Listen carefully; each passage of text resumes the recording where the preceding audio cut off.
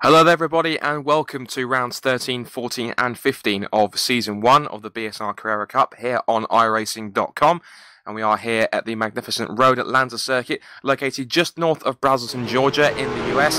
This is a circuit which usually is more famed for hosting the Petit Le Mans in October, but tonight it hosts 3 races to try and find 3 more winners in this championship. I'm Scott Woodwist, and alongside me in the commentary box for all 3 races tonight I have Marcus Narris and Carl Young. So gentlemen, welcome to the broadcast. Good evening, how are you doing? Very well indeed, not too bad. How are you doing, Carl, as well yourself?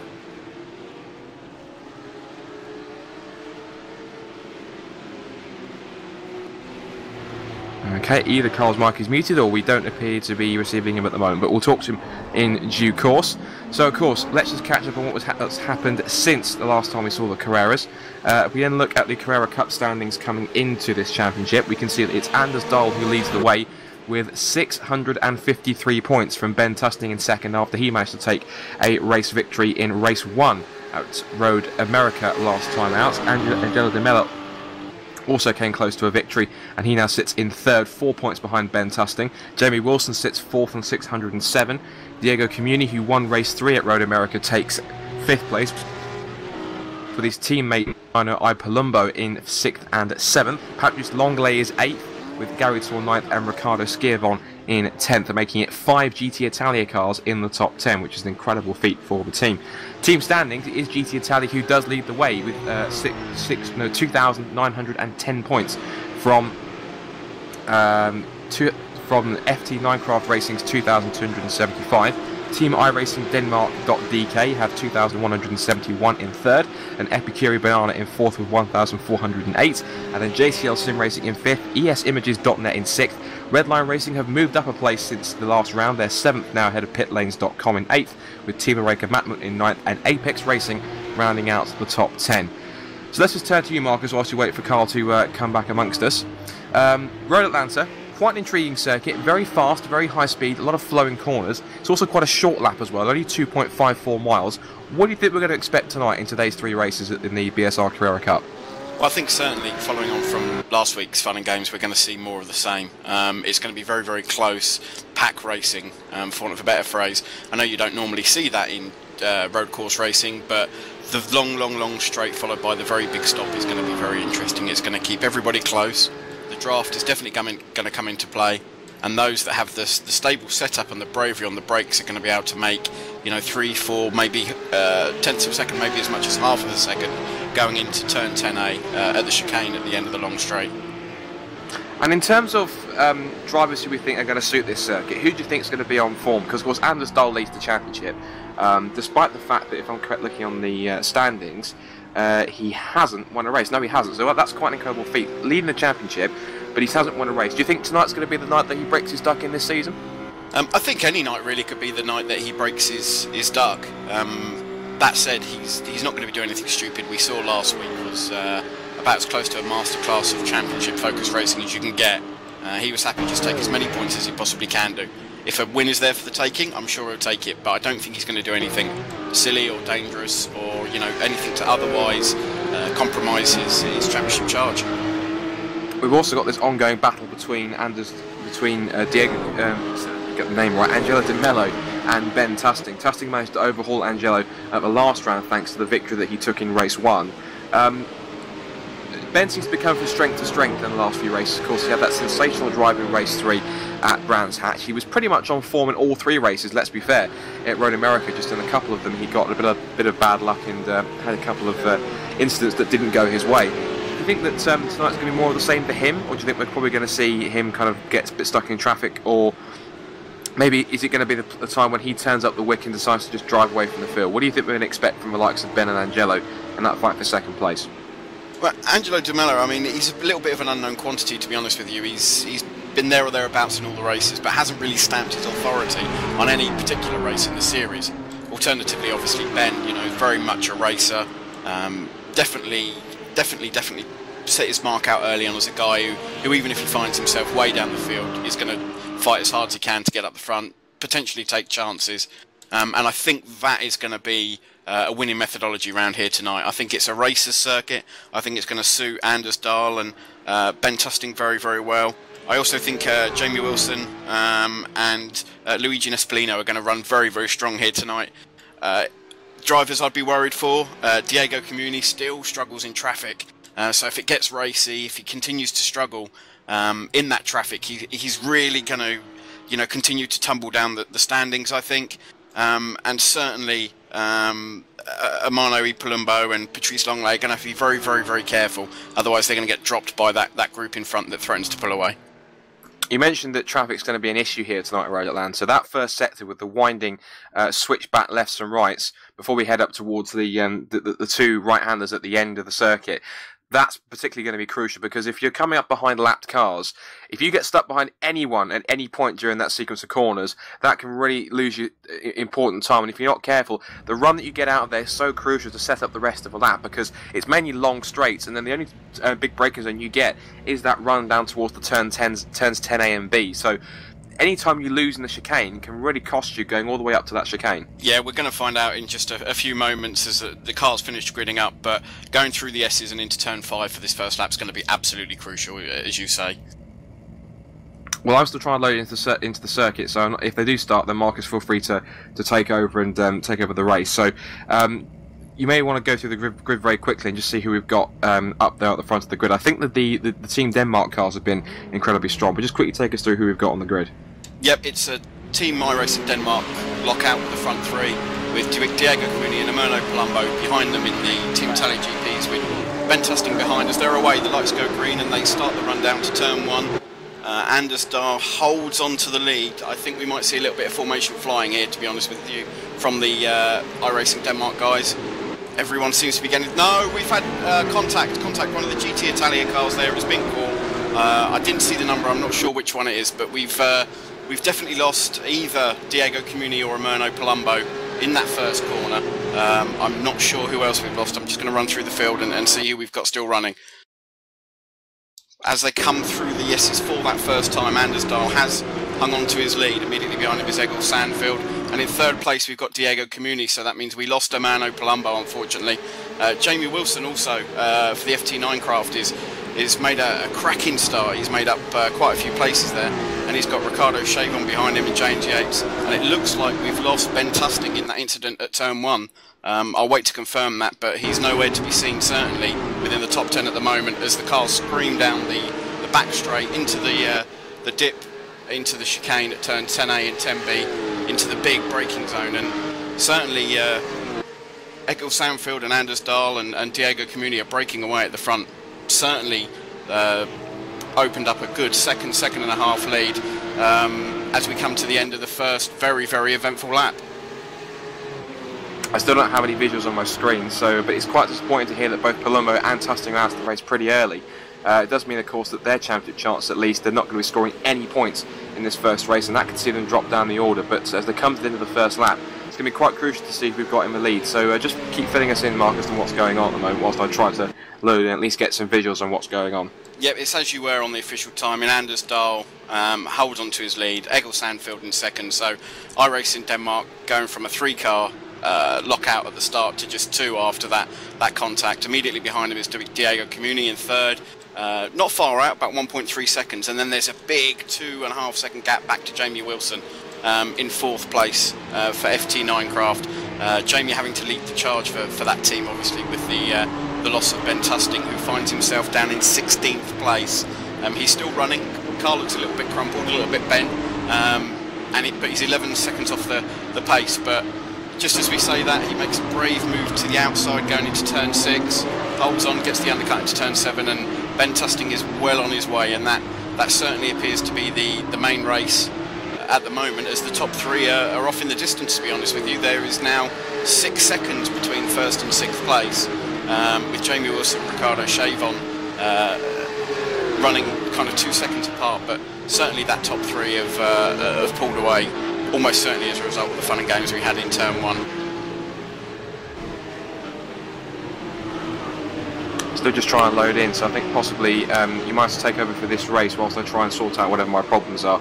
I had to try and download Road Atlanta, and as a result of that, I'm not sure if it's either downloaded properly or I'm having 1 or 2 issues, but for the moment at least, I'll message on mumble when I can get going again. But Marcus, just for now, if you can take over the rest of the race, and I'll try and get back to seeing something on track as soon as possible. Yep, sure, no problem. So potentially interesting up front now. Because we had fun and games, and we didn't see it on camera unfortunately, but it looks like there was a fairly severe smash further down the field, not just in the top 6 in that first turn, and it's really spread the field out. As a result, we've got the top 3 cars already amongst back markers. The top 3 of Anders Dahl, Egil Sandfield and Diego Comuni have already gone past Tian Dames to put a lap on that car, and they're just about to come up to Robert Burton, who's been involved yet again in fun and games early on in the race, causing himself and herself a few problems, and knowing how his luck goes, I wouldn't be surprised if a few others got caught up in that incident. So this is really going to give the guys a little bit further back, Jamie Wilson in 4th and Ricardo Chavon in 5th, a chance to close that gap up as we head back across the start-finish line again to begin lap 3 of this BSR TV iRacing Porsche Carrera Cup race. Great driving from Rob Burton there. He's much maligned, it has to be said, but he's doing a fantastic job of getting out of the way as much as he can do. Oh, and he's dropped it, so he's going to make it even easier for people to get past him as he's prostrate on the track, unfortunately. A situation he finds himself in a little bit too often, I'm sure he'll agree. So just going back through the field again, we've got Ben Tusting back in 15th place. Doesn't seem to be making a great deal of progress. I don't know if that's because of the extensive damage that his car's carrying, or he just finds himself caught in a little bit of a group of traffic, but doesn't really, for me, seem to be making very much headway. He's gone from an 11-second gap at the end of the first lap to a 19-second gap here on lap 4. So I think he's going to find it a bit of a struggle. I don't think we're going to see necessarily a repeat of the heroics at Brands Hatch. As we speak, he's putting Darrell Taylor under a little bit of pressure to make sure he can get past that car, who is a lap down, and then he can get off up the road. Up front is still Anders Dahl, leading now from Egil Sandfield by 0.6 of a second at the end of the last lap. I'll check the gap again as they cross the line. Significant change there, wow. 0.9 of a second on that lap. Anders Dahl put on Egil Sandfield. He's now 1.4 seconds in the lead. Diego Comuni finds himself in 3rd place, 2.3 seconds back from the leader. And then there's this growing gap back to Jamie Wilson in 4th place. Jamie Wilson bravely carrying the fight for FT9 Craft as best as he can do, all on his own with no support from any of his teammates. Jamie finds himself 7.5 seconds almost behind the leader now, and a good 5 seconds behind Diego Comuni in 3rd. Just behind him we've got Ricardo Chavon, with Nick Tyson, Stefan Hoog, James Yates, Angelo De Mella and Chris Atherton rounding out the top 10 as we head down the main straight towards the end of lap 5 and move into lap 6. Just looking at battles and where the battles may be, it looks like the first real battle is for 11th, 12th, 13th and 14th place. We've got 4 cars of Jean-Christophe Godard, Alain Tessier, Luigi Nespolino and Patrice Longley, all within a couple of seconds of one another. And as we speak, Alain Tessier lines up and makes a move on Jean-Christophe Godard, going down the dip into turn 10A at the chicane at the end of the straight. Brake lights come on at the same time. Yep, he gets the job done there. I think good driving from both drivers there. Alain was forceful, positioned his car early, and Jean-Christophe was more than happy to give that position. It's often a more sensible thing to do, certainly as you come into that chicane, to yield rather than try and cut across in front of a car that's coming down. So back up the front, Anders Dahl again continues to extend that lead, only by a couple of tenths that time, but he's definitely pulling away. Whether he's outright quicker or whether Egil Sandfield is happy to sit behind him, I'm not sure. Obviously Anders leads the championship, and Egil is a little way down, so certainly in terms of team positions it's best case scenario for iRacing Denmark at the moment. The big losers with all the fun and games at the start are obviously FT9 Craft. We've got iRacing Denmark running 1st and 2nd, and we've got GT Italia running 3rd and 5th. So certainly, you know, Jamie Wilson there, all on his own for FT9 Craft. He's really going to have to get a hustle on if he wants to take some points away from the guys in front. As we speak, Jamie Wilson just coming up to lap James Hickson, who is gentlemanly in the extreme and just decides to drive straight on at the chicane and make sure that there's no problems and he doesn't cause anyone any issues. And he'll slowly get going again as the rest of the field gradually makes its way past. Not the fastest driver, our James, but he's certainly the most liked driver in the service, certainly in the championship, and he's the most polite guy you'll ever wish to meet. And he's doing a good job for himself and community. Jamie Wilson 4th, Nick Tyson 5th, and Ricardo Chavon rounding out the top 6.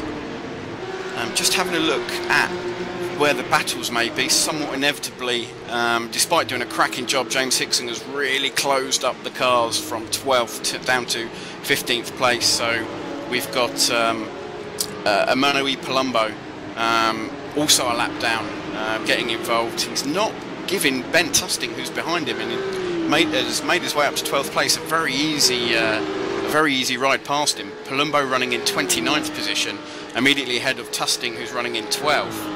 And immediately behind Tusting is Patrice Longley in 13th. And right on their tail is Luigi Nespolino running 14th in that number 10 GT Italia machine.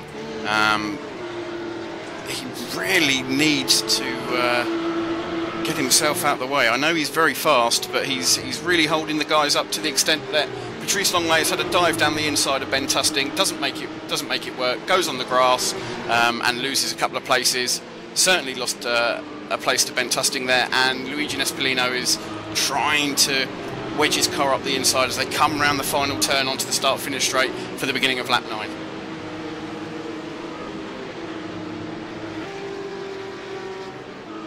Just ever so slightly further up the road, we've got a good battle for 7th place. We've got Stefan Hug in the BSR TV ES Images car, really getting on with it.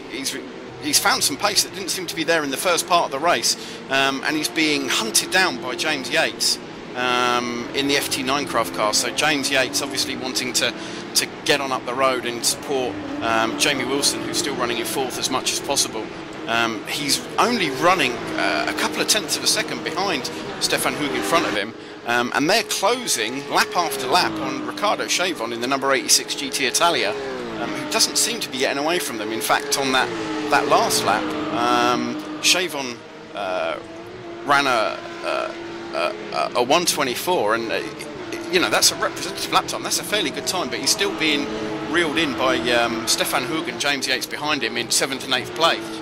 Now James Yates is obviously pushing hard, but you've got to wonder if it's the right thing to do to put Stefan Hug under a great deal of pressure now, because those two guys racing amongst themselves, it's only going to slow them down. And looking at the lap times, I think they've got a reasonable chance as the laps wind down and we move towards the final phase of the race. I think there's a good opportunity for them to catch the car in front and maybe put Ricardo Chavon under some pressure as the race draws to a close. We'll certainly keep an eye on that one as the race draws to an end, but I'll let everybody know if there's any changes, of course. So back up front, we've got Anders Dahl as we move towards the end of lap 9, the beginning of lap 10, the final lap. He's now 1.8 seconds clear of Egil Stanfield, with Diego Comuni again holding station now 3.5 seconds back, a little bit more in fact. So certainly seems that it's been as you were at the front. Can tend to happen certainly if you have an accident early on, but barring serious problems, you've got to say that it's going to be a 1-2 for iRacing Denmark, with Anders Dahl and Egil Sandfield looking very much like they've got this sewn up. Looking back at that battle for 7th and 8th place, Stefan Hug now is under significant pressure from James Yates. They definitely let Ricardo Chavon get away a little bit. And Stefan Hug is finding himself under significant pressure. Now going into this last lap, I suppose it depends how racy James Yates wants to be. Will he be happy with a reasonably strong 8th place? Or will he certainly want, for the sake of just a single point, to put Stefan Hug under as much pressure as possible and try and take that place? As we say that, Ricardo Chavon has a very, very sketchy run at the top of the hill. through turn 4 and going down into the S's, and he's being caught again. He's lost a good second there. I'm not sure what happened. I don't know if anyone else could see anything that happened there, but he certainly lost a little bit of time there. So this is certainly the battle to watch as this race draws to a close, as the guys tear down the start-finish straight again on this 10th lap. Now with Stefan Hug literally parked right under the rear wing of Ricardo Chavon behind him, so we'll certainly stick with this if we can, going through the chicane, just to see if there's an outbraking manoeuvre. Doesn't look like it's going to happen, no. So back to the front, coming through the last bend, Anders Dahl takes the checkered flag ahead of Egil Sandfield. Diego Comuni does take 3rd place. Jamie Wilson confirmed in 4th, Nick Tyson 5th, Ricardo Chavon just hangs on, does he? Yep, just hangs on to that 6th place, with Stefan Hoogs having to settle for 7th, and James Yates dropping a little bit back in 8th place. Actually did him a disservice. He only finished a couple of tenths down, but those guys having to stay where they are. Angelo Di Mella takes 9th, and Alain Tessier rounds out the top 10 in this first of 3 races here at Road Atlanta. Famous for Petit Le Mans. Unfortunately, we had un grand crash at the first corner of the race, which really affected this one. I'm sure Anders Dahl won't mind a bit. That accident created a large hole for him to insert Egil Sandfield into, who could rear gun for him, and the 2 iRacing Denmark cars on the cool-down lap, running in formation side by side, as they did much of the race, to be honest with you. Certainly didn't see Egil wanting to put Anders under significant pressure. Diego Comuni will be reasonably happy with 3rd. He finds himself after last week's fun and games and the adventures he had in the midfield, down in 5th in the championship now, 5 points behind Jamie Wilson. So he's made up 1 point and 1 place on Jamie ahead of him, but he'll certainly be quite pleased with that result. As we look further down the field, I just want to pick out some names who did reasonably well. Ben Tusting we didn't see a great deal of in this race, but he managed to recover after that first lap incident and bring it home in 12th place. Immediately ahead of Luigi Nespolino in the number 10 GT Italia machine. People who probably won't be delighted with the way the races went. Nick McCarron, Rob Burton, Steve Hefford finding themselves 6 or 7 laps down, so obviously caught up in an incident somewhere along the line. So all in all, a reasonably eventful race, I think it's fair to say, both for me in the commentary box, finding myself all on my own, but certainly out on the circuit. You know, myself and Anders Dahl found ourselves in a similar situation there. We were pretty much sat there with nobody around us. And he certainly did a cracking job. I'll let you reserve your own judgment as to how well I did. But it sets things up well for the rest of the races tonight. Anders Dahl will be delighted to take what I believe is his first win of the season. Yep, it is indeed his first win of the season. So he'll be chuffed to bits. Myself and Scott discussed before the race whether or not he would take a race win tonight, and it looks like he's made it happen one way or the other. What I will do is, between now and the beginning of the next race, is review the Turn 1 incident and just try and get an idea of what's gone on there, because it certainly affected this race substantially. It was it looked like 2 separate, quite large incidents that really affected the outcome of this race. And as I just watched the replay again from within Ben Tusting's car, I'd like to get an idea of what happened here. Even if we can't see it on the screen now, it'll be interesting to see what happened. And it was actually Tusting that got into Emano E. Palumbo in front of him, and left Nick Tyson with absolutely nowhere to go. So a meal there of Ben Tusting's own making. It looks certainly to me as if Tusting got a little bit loose, a little bit squirrely on the brakes going into that first corner. And it's only the slightest touch, but of course, as we know, with these cars set up as loosely as they are, that's all it takes. He's just touched the side of Manui Palumbo in front of him, and it's rolled Palumbo's car, and Palumbo's car rolling down the circuit. It certainly hasn't helped matters, as the rest of the field try and take avoiding action with varying degrees of success. So certainly Ben Tusting there is... maybe his racing mojo let him down a little bit there, I don't know. It's very unusual to see him have contact of any type, let alone so early in a race. So yeah, interesting one. Be keen to get the thoughts of Scott and Carl in race 2 as to what they thought happened then. We had a real reversal of norms there. Anders Dahl taking a win, Ben Tusting finishing in a relatively lowly for him 12th position after an accident of his own making, usually so reliable, and Diego Comuni proving that when the situation calls for it, even if he is in the crowd, he can get his nose to the grindstone and crack on, and he delivers for himself a fabulous 3rd place in that race. So races 2 and 3 still to come. Stay tuned if you're watching us on YouTube. Stay with us. The next race session will be coming up very, very shortly. All I can do is say thanks very briefly for his companionship to Scott Woodwiss. I'm going to close it out there.